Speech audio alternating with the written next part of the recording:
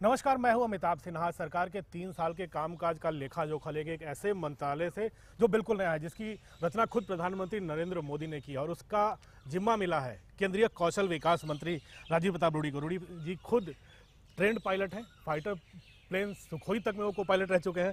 कितना मुश्किल था एक फाइटर पायलट भी हैं आप और इस नए नए बच्चे को बड़ा करना। नहीं, वो मेरा प्रोफेशन है, इसलिए उसको तो बीच बीच में करना ही पड़ता है। लेकिन मैं सबसे पहले इस शो में देश के माननीय प्रधानमंत्री श्री नरेंद्र मोदी जी का आभार व्यक्त करना चाहूँगा कि उन्होंने इस मंत्रालय को गठित करके आज देश में कौशल क्या हो, कैसे हो, उसकी परिभाषा क्या हो, किन के लिए हो और उसको फाइनली कैसे उसको सर्टिफाई करके उसको रोजगार के दरवाजे पर कैसे पहुंचाया जाए, ये पहली बार देश में ये स्ट्रक्चर बनाया गया है। ऐसा नहीं कि कौशल का काम पहले नहीं हो रहा था। भारत सरकार में 50 डिपार्टमेंट, 23 मंत्रालय अपने अपने किस्म से कर रहे थे, तो आज एक कन्वर्जेंस, एक नया स्वरूप दे दिया गया है इस पूरे कौशल विकास मंत्रालय को। और मैं समझता हूँ इस काम में एक औपचारिक एक रूपता आ चुकी है। चाहे राज्य सरकारों को करना हो या केंद्र सरकार को करना हो, एक मानक स्थापित हो गया है कौशल का, एक परिभाषा स्थापित हो गया है कौशल का। रूडी जी 3 साल हो गए हैं सरकार के, तो 2.5 साल आपके मंत्रालय को। मानेंगे आप सफलता के दरवाजे तक पहुंच रहे हैं कुछ चीज़ों को, क्योंकि बेरोजगारी देश में बहुत ज़्यादा है। देखिए, आपका बात बिल्कुल सही है। और लेकिन मैं एक बार कहना चाहूँगा कि जो डेटा मैं चारों तरफ देख रहा हूँ, वो कहीं ना कहीं उसमें औपचारिक क्षेत्र में काम करने वाले लोगों के रोजगार को प्रदर्शित किया जा रहा है। उसकी क्षमता हमेशा सीमित होती है, चाहे कॉरपोरेट्स में हो या गवर्नमेंट्स में हो या ऑर्गेनाइज सेक्टर का जो हो, जिसका वेतन ईपीएफ कटता हो और उसका वेतन बैंक में जाता हो। मैं तो वैसे लोगों की बात कर रहा हूँ जो इस बागान में काम करने वाले लोग। अगर मैं गार्डनर की ट्रेनिंग करता हूँ तो गार्डनर अगर माली अगर ट्रेन हो करके किसी 5 स्टार होटल के किसी लॉन में काम करता है या किसी कॉरपोरेट के लॉन में काम करता है, किसी उद्योगपति के घर में 3 माली लगते हैं, तो वो प्रशिक्षित माली को 12 से 15 हज़ार रुपये मिलता है। वो शायद कहीं कैप्चर नहीं हो रहा है। अगर एक ब्यूटिशियन ट्रेन होती है, 2 महीने का कोर्स करती है, देहात से निकली हुई नॉर्थ ईस्ट की एक बेटी आती है, सीखती है और किसी शहनाज के ब्यूटी पार्लर में या लॉरियल के ब्यूटी पार्लर में जाके काम करती है, तो शायद हम उसको कैप्चर नहीं कर पाते हैं। कौशल मुख्य रूप से असंगठित क्षेत्र में काम करने वाले लोगों के गुणवत्ता को बढ़ा करके, ट्रेनिंग को बढ़ा करके, उसके कौशल को बढ़ा करके उसको सिर्फ भारत के रोजगार के योग्य नहीं बनाना है, पूरे भारत, पूरे देश और दुनिया के लिए तैयार करना है। तो इसका मानक अब दिख रहा है और हम आने वाले दिनों में इस डेटा को भी, जो अनऑर्गेनाइज्ड लेबर फोर्स है, असंगठित लेबर फोर्स है, उसके भी इस डेटा को कैप्चर करना चाहेंगे एम्प्लॉयमेंट में, जो ट्रैक करने की सैंपल सर्वे ऑर्गेनाइजेशन जो वो कहता है कि 2% ही सिर्फ हमारे पास। देखिए, मैं भी जब इस विभाग में आया तो मैं भी कई जगह मैंने कहा कि साहब, दुनिया के अनुपात में कोरिया 96%, जर्मनी 74%, यूके 68% लोग कौशल प्राप्त है और भारत में 2%। मैं भी कई जगह बोल गया। बाद में जब मैंने इसका विश्लेषण करना शुरू किया और मैंने पता लगाना शुरू किया और इसकी मीटिंग मैंने की प्रोग्राम इम्प्लीमेंटेशन मंत्री श्री सदानंद गौड़ा जी के साथ, उनके डीजी के साथ, तो मुझे पता चला बहुत सारे ऐसे प्रोफेशन हैं, जैसे आप इस शो में यहाँ खड़े हैं और जो कैमरामैन हमारी फ़ोटो ले रहा है, क्या ये प्रशिक्षित नहीं है? लेकिन हो सकता है इनके पास कोई कौशल का प्रशिक्षण ना हो, कहीं फॉर्मल ट्रेनिंग ना हो, इनको हम लोग वर्कफोर्स में काम ही नहीं करें। इसलिए ये डेटा हम लोग उसको करेक्ट कर रहे हैं और इस बार मैं कह सकता हूँ कि ये 12% तक जरूर पहुँचेगा, क्योंकि हम लोगों ने इतना बड़ा काम किया। इसलिए इसकी जाँच हम कर रहे हैं और इसके साथ साथ मैं आपको विश्वास दिलाता हूँ कि जिस अनुपात में इंडस्ट्री को ज़रूरत है आज की तारीख में, इस सरकार में जितनी संख्या में एंट्री लेवल जॉब्स के लिए लोगों की ज़रूरत है, उस अनुपात में हम ट्रेन करके उन लोगों को नहीं पहुंचा पा रहे। ये हमारे लिए चुनौती है। एक बड़ी बात चलती है कि रोजगार नहीं दे रही है। आप लोगों ने कई करोड़ रोजगार देने का वादा किया था, वो रोजगार नहीं दे पा रही। तो रोजगार एक बहुत बड़ी समस्या है जो सीधा स्किल पे ही जा रहा है, वो आपके मंत्रालय पे। देखिए फिर एक बात, हमें थोड़ा सा आप राहत दीजिए इस बात का। मेरे मंत्रालय का काम जॉब क्रिएट करना नहीं है। मेरे मंत्रालय का काम है जो जॉब सिस्टम में क्रिएट हो रहा है उसके लिए वर्कफोर्स एंट्री लेवल, कोई मैं इंजीनियर और पीएचडी होल्डर्स और हाई टेक्निकल और आईआईटीएंस के नहीं बात कर रहा हूँ, एंट्री लेवल जॉब्स की।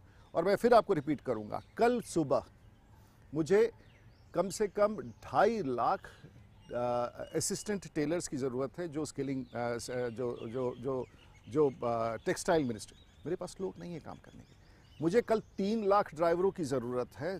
ओला और उबर जैसी संस्थाएं 3 लाख ड्राइवर मांग रहे हैं। मेरे पास कोई औपचारिक व्यवस्था नहीं है कि ऐसे बच्चों को ट्रेन कर सकूं जो जीपीएस देख करके एक पैसेंजर को जब हवाई अड्डे पर मुंबई, दिल्ली, कलकत्ता में उतरे तो उसको गाड़ी में बैठा सके, साफ गाड़ी हो, उसको जीपीएस में उस एड्रेस को डाल करके कि ग्रेटर कैलाश जाना है कि वसंत विहार जाना है, वहाँ पहुँचा सके। और बाद में जैसे माननीय प्रधानमंत्री जी का है कि कैशलेस ट्रांजैक्शन के लिए उसको पॉइंट ऑफ सेल का हैंड हेल्ड मशीन हो और उससे क्रेडिट कार्ड लेकर के पैसा दे दे।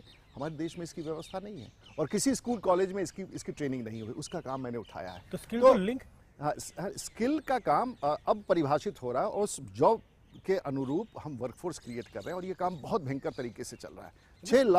6 लाख प्रत्येक साल कॉमर्शियल और semi commercial vehicle, light commercial vehicle होते हैं। ट्रक ड्राइवर्स नहीं है, बस ड्राइवर्स नहीं है, प्रशिक्षित नहीं है, जान पर खतरा होता है। आज तक औपचारिक रूप से इसे बड़े पैमाने पर कभी नहीं किया गया। लेकिन उड़ीसा स्किल को रोजगार से लिंक करना बहुत बड़ी चुनौती होती है, तो इसको लिंक करने के लिए आपकी सरकार कुछ कर रही है? नहीं, हमारे सबसे मंत्रालय बड़ी मुश्किल वही होती है। नहीं, हमारे मंत्रालय में जो प्रधानमंत्री कौशल विकास योजना है और देश भर में हमने उसका जाल बिछाया है और राज्यों से भी हमने पार्टनरशिप की और राज्यों को भी हम बड़े ग्रांट्स दे रहे हैं कि आप इस काम को, प्रधानमंत्री के इस बड़े अभियान को पूरा करें। उसमें जो भी ग्रांट बेस्ड मॉडल पर जो ट्रेनिंग हो रहा है, अगर 100 बच्चों की ट्रेनिंग हो, 100 बच्चे की ट्रेनिंग हो तो 70 बच्चों को प्लेसमेंट करना है, तभी आपको वो फाइनेंशियल सपोर्ट मिलेगा। और उसमें प्लेसमेंट के लिए हम लोगों ने ये मानक स्थापित किए हैं। रोजगार आप किसे कहते हैं? अगर वो वेज एम्प्लॉयमेंट के लिए गया तो वो रोजगार है। अगर उसने अपनी ब्यूटिशियन का कोर्स करके सैलून के लिए कुर्सी, आईना और इक्विपमेंट्स खरीद दिया, वो भी स्वरोजगार है, वो भी सेल्फ एम्प्लॉयमेंट है। और अगर वो कहीं जाके अप्रेंटिस बन जाता है, किसी फैक्ट्री में ट्रेनिंग लेता है फर्दर उस कौशल का, उसे भी हम रोजगार प्रशिक्षित मानेंगे। इसलिए रोजगार का प्रशिक्षण अकेला रोजगार, स्वरोजगार भी, सेल्फ एंटरप्राइज भी, एंटरप्रेन्योरशिप भी जो भारत की सरकार बड़े पैमाने पर करी, वो भी रोजगार है। रूडी जी, एक चीज प्रधानमंत्री ने कहा था कि 20वीं सदी अगर आईआईटीज की थी, 21वीं सदी आईटीआई की होगी। लेकिन आईटीआई जो मशरूम कर रहे हैं आप लोग, आईटीआई देखिए विभाग में आ गया, आप उस पर कुछ चेक्स एंड बैलेंस रखेंगे? बहुत बड़ा काम कर रहे हैं और इसके कारण बहुत थोड़ा संकट भी हो रहा है। देश में 13,000 आईटीआई और मैं आपको दावे के साथ कह सकता हूं कि आईटीआई अपने आप में पारंपरिक तौर पर संस्थागत तरीके से अच्छे काम कर रही थी। पिछली सरकार में या जब भी हुआ, लगभग 6-7 हज़ार ऐसी आईटीआईज हो गई जो शायद उन मान्यताओं को, अनाहरताओं को पूरा नहीं कर रहे हैं। और आज बिहार में लगभग 1000 आईटीआई, हर खंभे पर आपको एक आईटीआई दिखेगा। उत्तर प्रदेश में 2000 आईटीआई, एक शहर में, जयपुर जैसे शहर में 206 आईटीआई, ग्वालियर जैसे शहर में 60 आईटीआई। आखिर इतने बड़े आईटीआई कहाँ आ रहे जब उतने बच्चे नहीं हैं? आखिर क्यों? उनमें गुणवत्ता का अभाव था, उनमें व्यवस्था का अभाव था। इनको कंट्रोल करने अब हम लोगों ने पूरा का पूरा स्ट्रक्चर और एक बड़ा निर्णय देश की सरकार ने किया, हमारे मंत्रालय ने और एचआरडी मंत्रालय ने और माननीय प्रधानमंत्री जी ने गुजरात में इस काम को किया था। हमने आज तक आईटीआई में पढ़ने वाले बच्चों का, आज तक उसको 10वीं या 12वीं की मान्यता नहीं थी। यानी कि जो कहीं नहीं पढ़ सकता उसको आईटीआई की पढ़ाई के लिए भेज देते थे।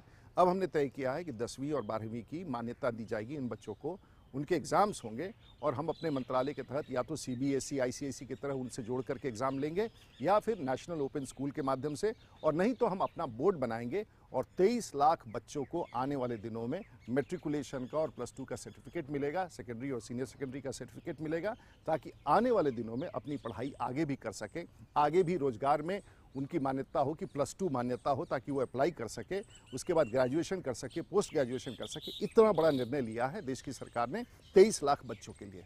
यानी कि आईटीआई का ये बहुत बड़ी खुशी की बात है, कम से कम आईटीआई के छात्रों के लिए। अब आईटीआई जो इस देश में खुलेंगे वो सीबीएसई स्कूल, केंद्रीय विद्यालय की तरह खुलेंगे तो उस मानक के साथ खुलेंगे।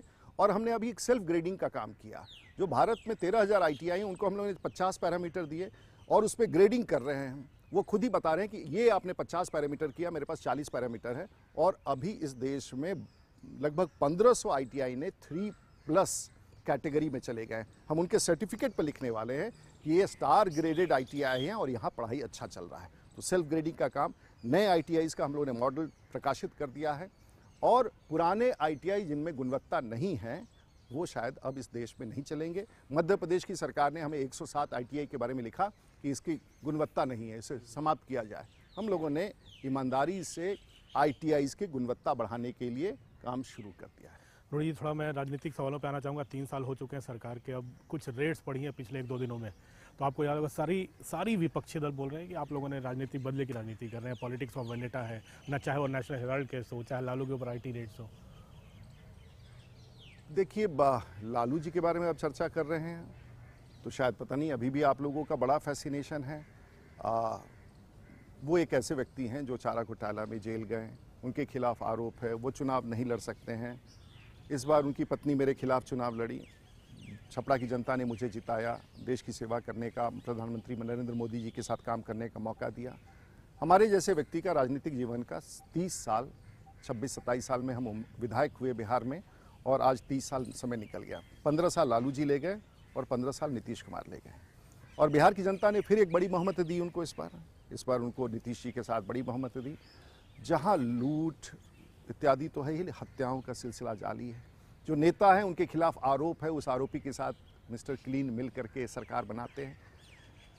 अब बिहार में अगर संपत्ति अपार है, अगर उसकी जानकारी मिलती है, सरकारी तौर पर काम होता है, हमारी सरकार ने स्वच्छता की बात नीतीश की। कुमार ने कानून बनाया था कि जो भी भ्रष्ट पाया जाएगा उसकी उसका संपत्ति। अब उनका अपना सरकार जब्त हो जाए, उनकी कुर्सी जब्त हो जाए, अगर लालू जी के खिलाफ कार्रवाई करें, उनकी कुर्सी चले जाए। कभी भी अमिताभ जी ऐसा होता है कि जिसकी बदौलत मेरी कुर्सी है उसका मैं रेड करा दूं?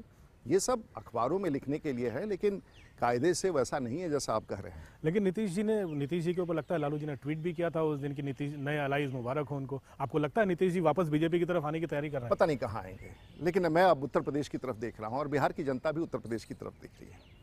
और जो परिवर्तन उत्तर प्रदेश में हुआ है, बिहार में आने वाले दिनों में जात पात से हट करके विकास के नाम पर, परिवर्तन के नाम पर, देश में माननीय प्रधानमंत्री के उस छवि, उस सोच, उस विचार, उस ट्रांसपेरेंसी, उस काम करने की शैली के प्रति जो आस्था उत्तर प्रदेश में दिखी, आज वही आस्था बिहार में भी दिखने लगी। नीतीश कुमार जब साथ थे, नीतीश कुमार अलग हैं, तब भी एक उनके विरोध की धोरी राजीव प्रताप रूढ़ी हुआ करते थे। नहीं, मैं विरोध नहीं, मैं तो सिद्धांतिक तौर पर, हमारी पार्टी बड़ी पार्टी है। हम लोगों ने इतना वर्ष 2 सीट से आज 283 की सीट पर है, और हमारे यहाँ करोड़ों भारतीय जनता पार्टी के कार्यकर्ता, माननीय अमित शाह जी राष्ट्रीय अध्यक्ष, दुनिया की सबसे बड़ी राजनीतिक पार्टी।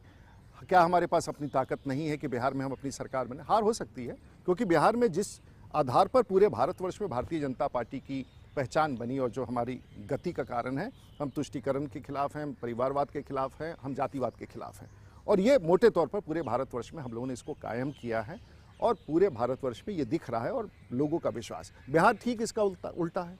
वहाँ जातिवाद है, वहाँ परिवारवाद है, और वहाँ तुष्टीकरण है, और तीनों को मिला के बिहार की सरकार मिलेगी। बिहार की सरकार, और बिहार के लोग वोट देते हैं, और बिहार के लोग सरकार बनाते हैं, और बिहार के 11 करोड़ लोगों में से 4 करोड़ लोग बिहार छोड़ करके बाहर काम करते हैं। बिहार के लोगों को स्वीकार है। हम तो संघर्ष करते रहेंगे, उनको कहते रहेंगे, पता नहीं उनकी कब तय करेंगे कि परिवर्तन हो। नीतीश कुमार एक और कोशिश कर रहे हैं रूढ़ी जी की महागठबंधन बने, सोनिया से मिल रहे हैं, वो लेफ्ट जा रहे हैं, देश के दौरे कर रहे हैं। आपको लगता है नरेंद्र मोदी और आपकी सरकार के खिलाफ एक महागठबंधन गठबंधन करे या टक्कर दे पाएगा? गठबंधन कर ले, हम क्यों रोकेंगे? गठबंधन कौन करना चाह रहे हैं? गठबंधन लालू जी करना चाह रहे हैं, लालू जी के दोस्त नीतीश कुमार करना चाह रहे हैं। अगस्त में लालू जी ने, तब तक शायद बाहर रहे कि ना रहे पता नहीं, वो अगस्त में महारा अली की बात कर रहे हैं। गठबंधन राहुल जी की बात कर रहे हैं, गठबंधन मुलायम सिंह जी की बात कर रहे हैं, गठबंधन केजरीवाल साहब की बात कर रहे हैं। अब इन लोगों के बारे में हमें कुछ नहीं करना है, उनका अधिकार है कि वो गठबंधन करें, देश की जनता सब जानती है। राहुल जी भी खतरा है, पता नहीं, अब वो प्रयास करे, थोड़ा मेहनत करे, गठबंधन का काम करे। देश की जनता देख रही है कि कितनी ताकत से, लेकिन हम उनसे, ठीक है, वो उनका पॉलिटिकल अधिकार है, हमारा काम है काम करना, और हम काम की गति को बढ़ाएंगे। देश की जनता ने, चाहे म्यूनसिपल का चुनाव हो, चाहे कॉरपोरेशंस का चुनाव हो, पंचायत का चुनाव हो, नगरपालिका का चुनाव हो, लातूर जैसे जगह में जहां 20-30 साल से कभी कॉरपोरेशन की सीट नहीं, चाहे पिंपरी चिंचवाड़ का सवाल हो, या उड़ीसा का हो, या महाराष्ट्र का हो, या दिल्ली के म्यूनसिपल कॉरपोरेशन का हो, सब जगह भारतीय जनता पार्टी जीत रही है। आखिर क्यों? एक आस्था है एक नेतृत्व में कि देश परिवर्तन हो रहा है, देश बदल रहा है, और उस आस्था के प्रति चलेंगे। हम अपना अभियान लेके चलेंगे। जो लोगों ने हमें ट्रस्ट दिखाया है, उस ट्रस्ट पर हमारी सरकार गरीब के लिए है, किसान के लिए है, मजदूर के लिए है, बेरोजगार के लिए है, दिव्यांग के लिए है, महिलाओं के लिए है, असहाय के लिए है, और ये नैरेटिव नहीं बदलेगा चाहे कुछ हो जाए। आखिरी सवाल रूढ़ी जी, 3 साल हो गए हैं आपकी सरकार के, आपका मंत्रालय नरेंद्र मोदी, प्रधानमंत्री नरेंद्र मोदी का आंखों का तारा भी है, सपना भी है। कठिन है। कितना मुश्किल होता है उस बारीकी से काम कर पाना? देखिए, हर रोज मुझे नहीं, मैं जितना बातें कर लेता हूँ, जितना दिशा ले लेता हूँ, उनकी रुचि है इस विषय पर, और उनका एपेटाइट कि इसमें और काम हो, और इतना बड़ा एपेटाइट है, वो अच्छा भी है। मैं हमेशा मैं विभाग में संघर्ष करते रह सकता हूँ, क्योंकि कई बार सरकारी तंत्र चलाने वाले लोगों को राजनीतिक सोच के बीच में गैप होता है और वो उसको पाटना बड़ा कठिन होता है। तो मैं संघर्ष कर रहा हूँ और मुझे बड़ा समर्थन है और मेरा सौभाग्य है कि देश में ये पहली बार कौशल मंत्रालय, उद्यमिता मंत्रालय का जिम्मेवारी मुझे दिया गया। मैं प्रधानमंत्री के उस सपनों को पूरा करने के लिए कि पूरे भारतवर्ष में सपनों का वो स्किल का जाल बिछा दें, इस अभियान में मैं लगा हूँ, कोशिश कर रहा हूँ। 3 साल पूरे होने पर 2 साल बाकी है। हाँ। 2 साल बाकी हैं। आपके कौशल विकास का कोई आश्वासन जनता के लिए? नहीं, देखिए, मेक इन इंडिया रोजगार कौशल को मेक इन इंडिया करना है। मेक इन इंडिया के लिए कौशल प्राप्त व्यक्तियों की ज़रूरत है। स्कूली शिक्षा ज़रूरी है, कॉलेज की शिक्षा ज़रूरी है, लेकिन अगर देश में रोजगार तक पहुंचाना है उसके लिए कौशल की ज़रूरी है। हम लोगों ने लक्ष्य जो तय रखा है, राज्य सरकार, केंद्र सरकार के बाकी मंत्रालय, और मुझे विश्वास है कि जब हम रिपोर्ट कार्ड देंगे तो अगले 2 वर्ष के कार्यकाल के बाद अच्छी आंकड़ा में एम्प्लॉयमेंट का जो आंकड़े हमारे पास अनऑर्गेनाइज्ड वर्कफोर्स का है, वो आंकड़े इस देश के सामने रखेंगे और वो प्रभावशाली आंकड़ा होगा, करोड़ों में होगा। न्यूज़ 8 इंडिया से बातचीत करने के लिए धन्यवाद और शुभकामनाएं। Thank you.